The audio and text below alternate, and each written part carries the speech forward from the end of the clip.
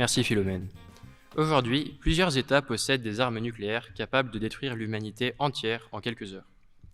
Des traités de désarmement existent, mais au final, ils ne garantissent rien. Alors, comment vérifier qu'un pays a réellement démantelé ses armes, sans pour autant lui faire révéler des secrets militaires? Selon Jake Ekla et Arag Danagoulian, les traités de désarmement nucléaire ne sont pas suffisants par eux-mêmes pour neutraliser le danger existentiel des armes nucléaires. C'est pour cela qu'ils font intervenir dans un de leurs articles une idée intéressante issue des mathématiques, la preuve à divulgation d'informations nulles. Mais c'est quoi une preuve de divulgation d'informations nulles? Eh bien, l'objectif est de montrer à quelqu'un que nous connaissons une information sans la divulguer. Prenons un exemple. Si je pioche une carte aléatoirement dans un deck, disons le 7 de trèfle, et que je veux te prouver que la carte que j'ai piochée est noire sans que tu saches laquelle exactement.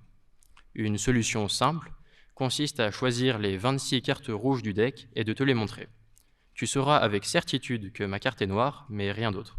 Ah, ok, mais comment ça marche avec des armes nucléaires? Tout d'abord, un inspecteur choisit au hasard une ogive authentique dans l'arsenal du pays. Elle joue alors le rôle du gabarit. L'idée, c'est que toutes les ogives d'un même modèle sont conçues pour être identiques. Du coup, lorsqu'un pays déclare « Voici une arme que je suis prêt à démanteler », l'arme en question peut être comparée au gabarit. Toute différence entre l'arme testée et le gabarit sera alors détectée par l'appareil. Pour faire la comparaison, ils exploitent une propriété du cœur fissile des ogives nucléaires. Attends. Fissile? Oui, on dit qu'un matériau est fissile s'il peut absorber un neutron et se séparer en deux. Cette séparation libère de l'énergie, et lorsqu'elle se répète en chaîne, elle devient explosive.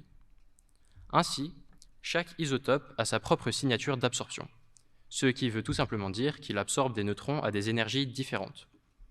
Pour faire la comparaison, il suffit donc d'envoyer un faisceau à travers l'arme sans jamais l'ouvrir. Si la signature est identique à celle du gabarit, alors l'arme est authentique. Sinon, le système signale un risque de fraude.